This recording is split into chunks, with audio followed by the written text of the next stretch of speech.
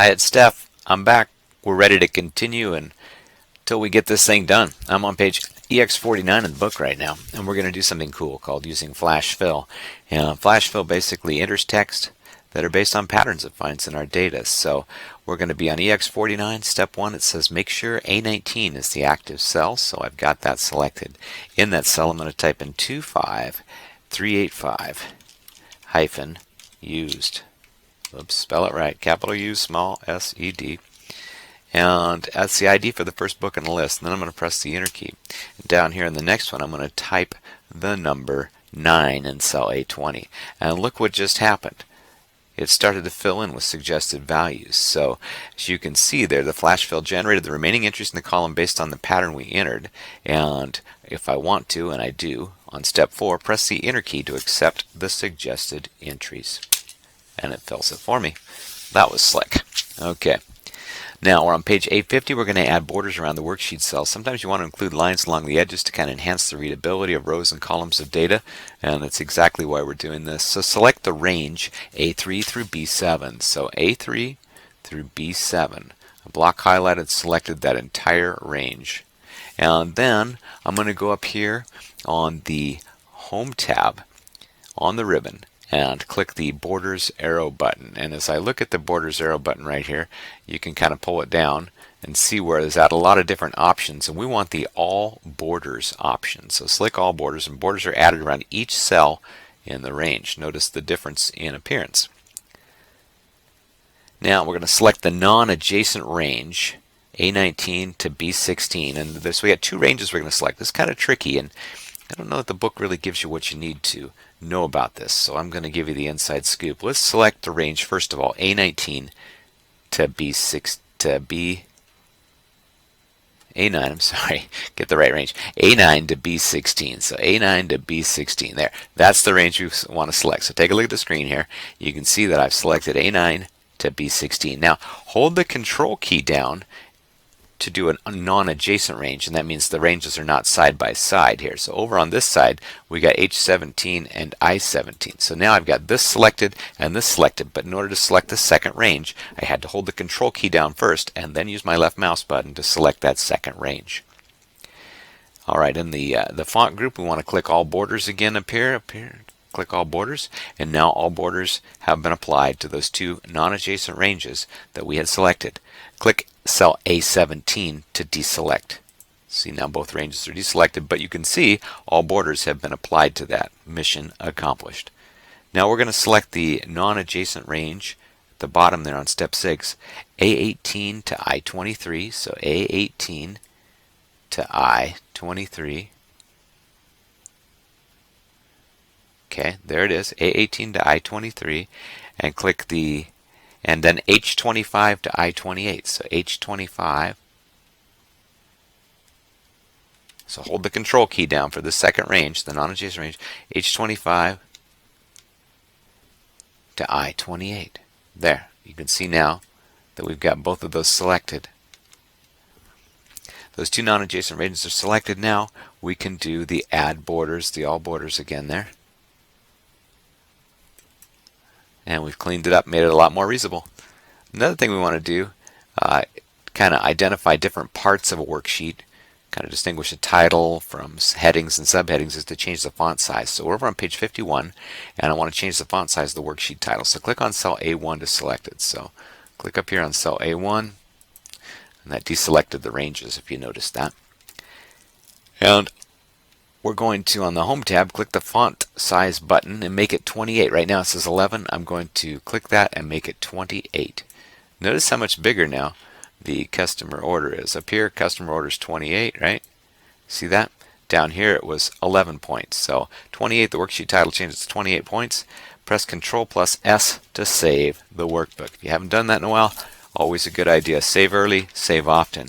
Now, they talk in the book here on page EX52 about looking at printing a workbook, and in this class, this online class, you never have to print anything. I don't want things physically submitted. I want things virtually submitted. By that I mean I want an electronic copy of your spreadsheet.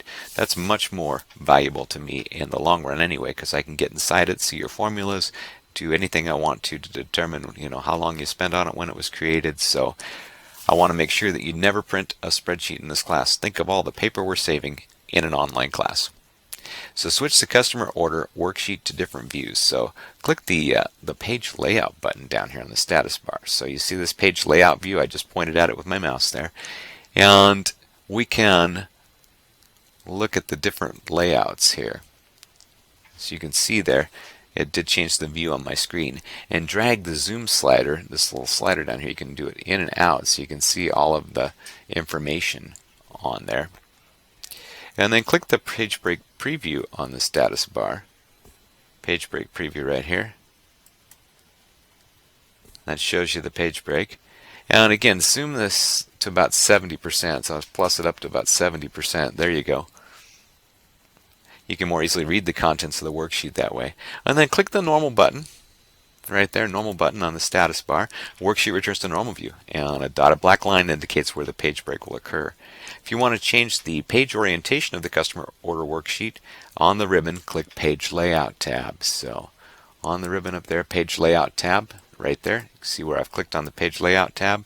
And in the Page Setup group, I want to click the orientation button. Right here's the orientation button. So I click it, you've got two options, portrait, and it shows you an example of what that looks like, or landscape. So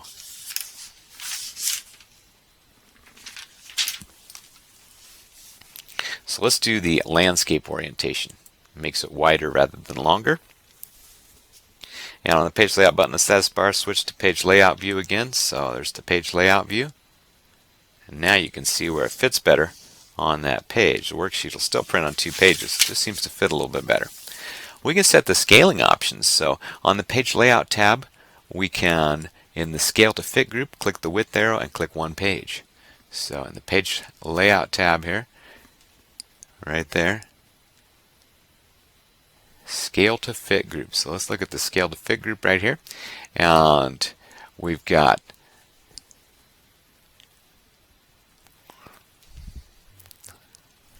so on the width arrow, let's pull that down. You want to fit it on 1 page. So change it from automatic to click 1 page. And all the columns in the worksheet should now appear on 1 page. As you can see in my screen, they do. In the scale to fit group, let's click the height arrow and click 1 page. Okay. All the rows and everything on the worksheet now fit on 1 page. We could at least look at the print options. Again, we're not going to print, but on the ribbon, let's click the File tab. And we're looking at the Backstage view now. Let's click Print in the navigation bar over here. Click on Print. And the print screen appears with the print options and a preview of the customer order worksheet printout, as you can see on the right of my screen. Click the printer button and you can choose which printer you want.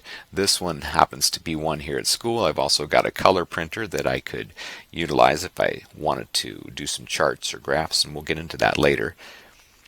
And in the settings options, you can click print the entire workbook.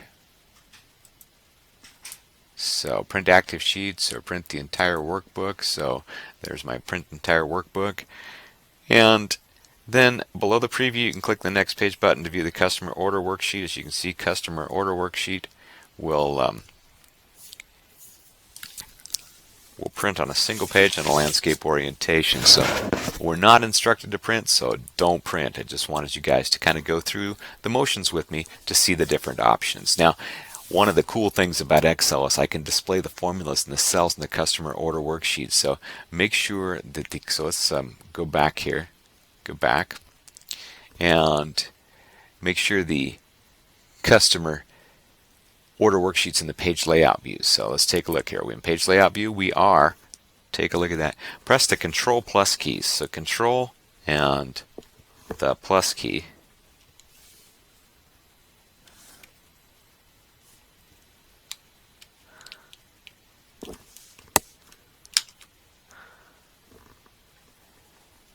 And I'm sorry, the Control plus, and this is kind of tricky. So hold the Control key down. Look at your numbers across the top of your keyboard there. Right to the left of that is the symbol that you need to press. And in doing so, notice now that I've got my formulas, and maybe you can't see it. I'm going to zoom this up a little bit here. so you can see my formulas. But there it is. Look at that. Equals G20 times H20. So there's a little tilde, and right below that tilde is the mark on the top left of my keyboard that I used in conjunction with the control key, and that gave me, it's called the grave accent symbol if you want the technical term for it. Usually located above the tab key, so check your keyboard, it's going to vary. And look at the cells and the entries, you can see that there. And then to toggle that on and off, you can press the control key again and then the grave accent, and the formulas disappear. They're still there, but they're no longer visible. So click the normal button, return it to normal view. Excellent. Now, we're going to save the workbook with a new file name. So we're going to, let's do Control plus S first of all. That makes sure that we save the SP Customer Order Workbook containing the latest content. And then on the ribbon, let's go up here to the ribbon, click on File, and we're going to go to the Backstage view and Save As. File Save As. And click Computer in the Browse button here. So let's click on Browse. And I want to, in the file name box, type SP Customer Order Form. Customer Order Form is the new file name. And then click Save. Make sure you're saving it to wherever your others are in your 116 folder. There you go. Now select the range B3 to B5. Select the range B3 to B5. There we go. Whoops. B3 to B5. And right click and choose Clear Contents to clear the contents of the order ID, shipping date, and delivery type cells. Select the non-adjacent range B10 to B16. So let's try B10 to B16. And remember, non-adjacent range, hold the control key down for the second range, which is A19 to H23. A19 to H23. Got it? A19 to H23. We got two non-adjacent ranges selected there. And press the delete key to clear the contact information for Tobias Gregson and their list of books he ordered from those cells. Select I-27.